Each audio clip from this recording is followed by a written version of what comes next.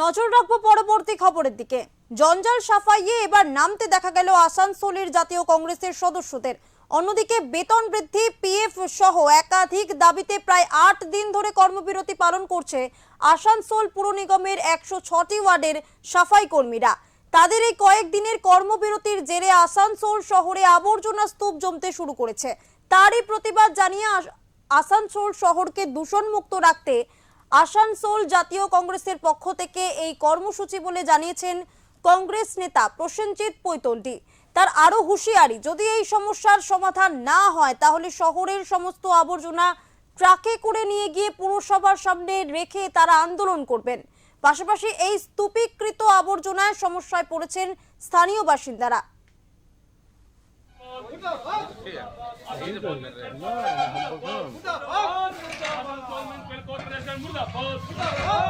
গত ৮ দিন ধরে আসানসোল মিউনিসিপ্যাল কর্পোরেশন এলাকায় পরিষ্কার পরিচ্ছন্নের যারা করে সাফাই কর্মীরা, তারা কাজ বন্ধ রেখেছে, তারা আন্দোলনে গেছে। ৮ দিনে মেয়র, 2খানা ডেপুটি মেয়র, 4খানা এমআইসি, 10খানা বড় চেয়ারম্যান, 93-95টা কাউন্সিলর, মন্ত্রী, এমএলএ, অন্যান্য, আমরা এদের ঘুম ভাঙাতে আজকে নেমেছি। যদি ঘুম না ভাঙে আমরা প্রতিদিন নামবো, দেখি এরা কতদিন ঘুম। তাতেও যদি এদের লজ্জা না হয়, এই সমস্ত নোংরা আমরা ঠেলায় হোক, আমরা ট্রাক্টরে হোক লোড করে এবারে কর্পোরেশনের দরজায় নিয়ে যাব। যদি আজকালের মধ্যে সমাধান না হয়, আমরা ট্রাক্টরে লোড করবো আর কর্পোরেশনের দরজায় যাতে যারা কুম্ভকর্ণরা ভেতরে এসি ঘরে ঢুকে, সেই এসি ঘরে ঢোকাটাও যেন করে।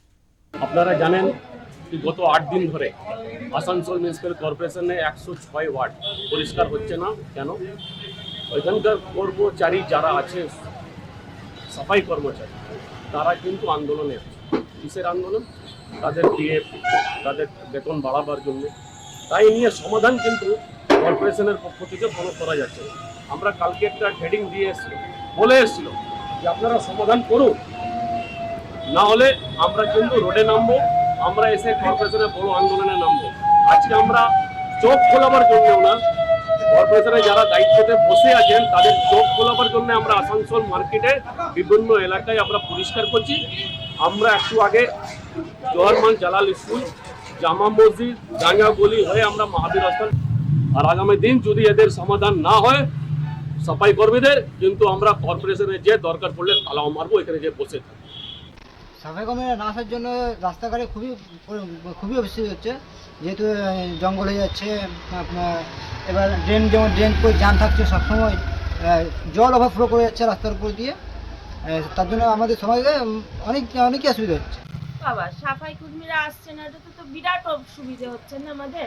চারিদিকে নোংরা পড়ে রয়েছে, চারিদিকে এগুলো তো শরীরের জন্য খুবই ক্ষতি করে। যে হাওয়াটা নোংরা আবর্জনা তো জমে রয়েছে স্তূপ হয়ে, একেবারে চারিদিকে খুবই অসুবিধে।